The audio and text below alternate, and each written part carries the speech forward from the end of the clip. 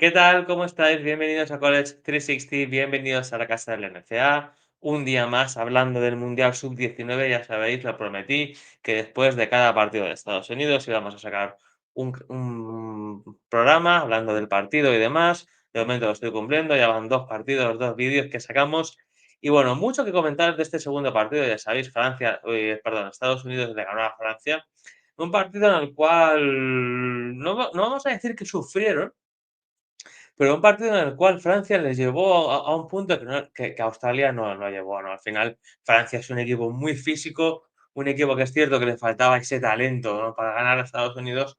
Pero bueno, Estados Unidos no estuvo cómoda en todo el partido, y al final, pues la calidad diferencial individual de ciertos jugadores de Estados Unidos fueron los que le hicieron llevarse un partido en el cual yo creo que sufrió bastante en el nivel físico. Francia le igualó el físico y Estados Unidos, pues esta no es la selección más talentosa que se ha visto de Estados Unidos, pero sí es una muy buena selección y por eso ganaron el partido. Como hicimos ayer, vamos a poner un poco el box score y vamos a comentar cosas que dicen las estadísticas y luego las cosas, las cuales mis sensaciones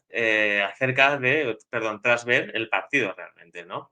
Si queréis, los ponemos ahí, ya sabéis, Estados Unidos le ganó 108-77 a Francia, se despegó al final. El primer cuarto empezó Francia muy bien, se fue por delante, pero enseguida Estados Unidos con un tremendo Michael Brown, o sea, Christopher Michael Brown, de base de Louisville, ya veis ahí 24 puntos, 8 de 11 en tiros, 6 de 9 en triples, 4 asistencias, un auténtico partidazo. Es cierto que el ritmo del partido y el estilo de juego de Francia le ayudó muchísimo a Brown porque Francia se contagió del juego americano y hizo el partido un correcalles, ¿no? Un correcalles en el cual Estados Unidos, pues Michael Brown se sintió muy cómodo. Otros jugadores no tanto de Estados Unidos. Luego, si queréis, hablamos de otros cuales hicieron buenos números pero tampoco se les vio demasiado cómodos. Y desde luego que fue diferencial porque a cada vez que se intentaba acercar Francia, enseguida venía triple de Michael Brown, venía jugada rápida de Michael Brown, asistencia, y fue un poco el gran valedor de Estados Unidos para llevarse el partido. A mí es un jugador que sinceramente, y lo siento, ayer hace un partidazo, repito, 8 de 11 en tiros, 6 de 9 en triples, 24 puntos. A mí es un base que es cierto que en el campo abierto, o sea, si hay partidos muy locos a correr, estilo high school, lo va a hacer muy bien, pero en partidos cerrados, partidos toscos, me cuesta verlo aún.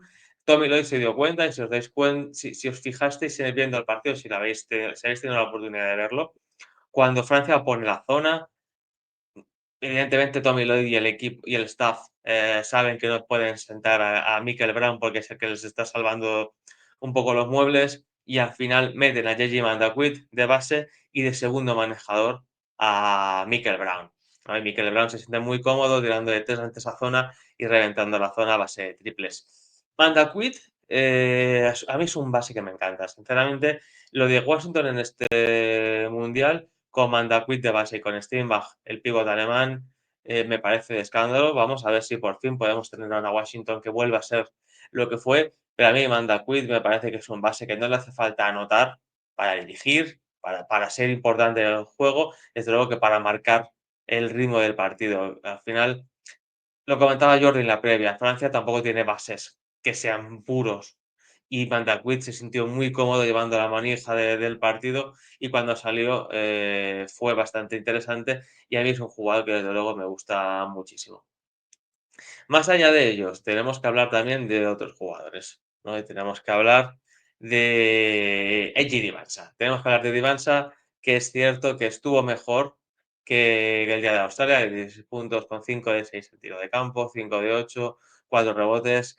Tiene tiene tanto físico y domina tanto por su físico, que es cierto que es un jugador que abusa mucho a veces de penetrar, penetrar, penetrar, y es cierto que a veces abusa y no acaba de ser un jugador que tome las mejores decisiones. A mí es un jugador que me gusta, que me gustó más el ayer que el día de Australia, pero es un jugador que todavía está por hacerse, ¿eh? Yo no lo veo tan hecho como nos decían. Yo recuerdo que en su día dije: "Ostras, Divansa puede llegar a ser mejor que Cooper Flag".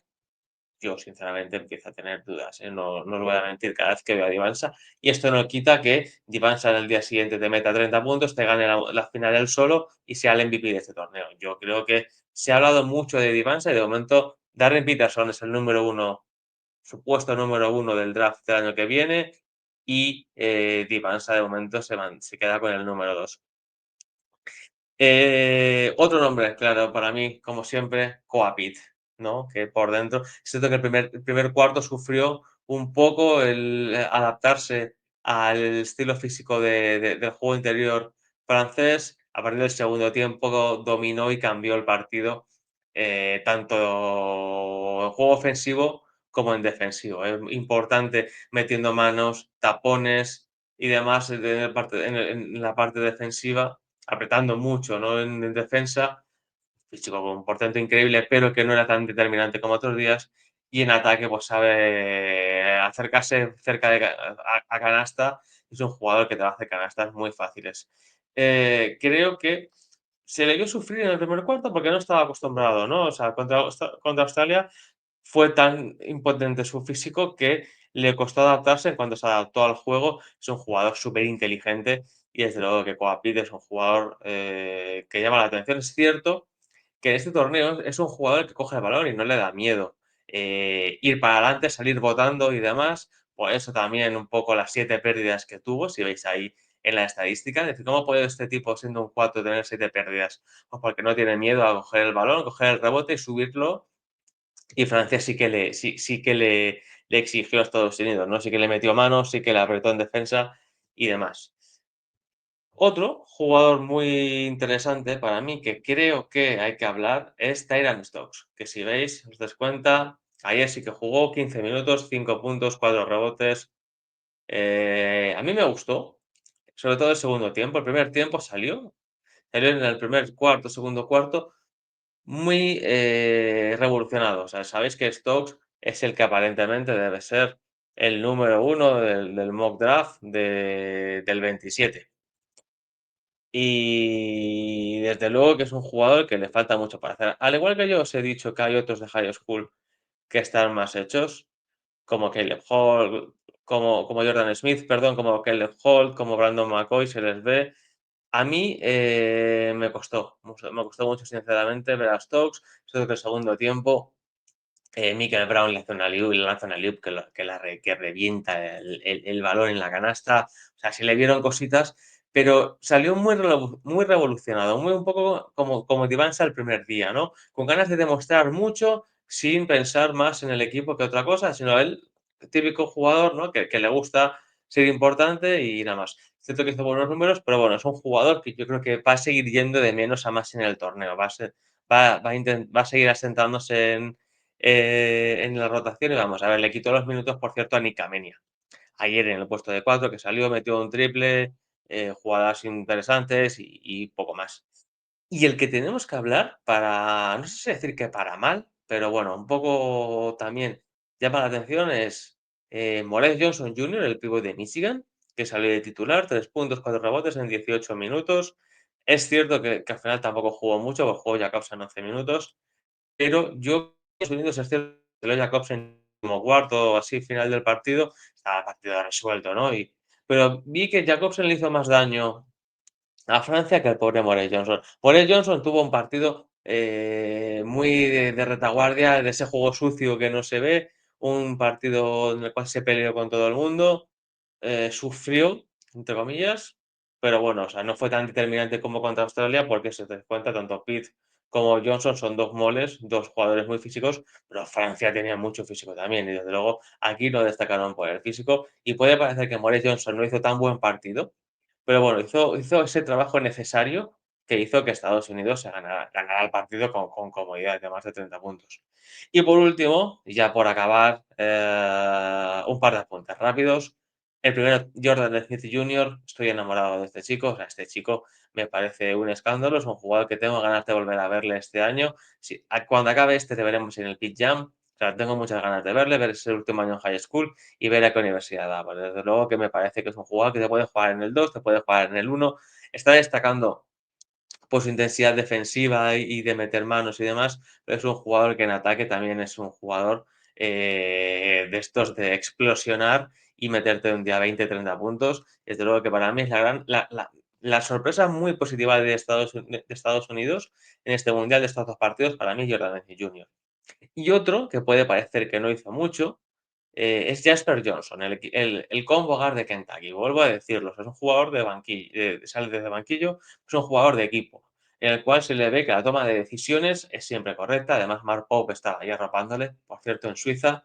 Jasper Johnson me parece un jugador totalmente necesario para este equipo, sinceramente, y creo que es un jugador que también va a ir de menos a más en el torneo. Está cómodo en ese rol de guard de banquillo y cuando sale lo aprovecha, muy buenas toma de decisiones y desde luego que no jugó más porque Lloyd y compañía pusieron mucho en pista a JJ Mandaquit y a Michael Brown.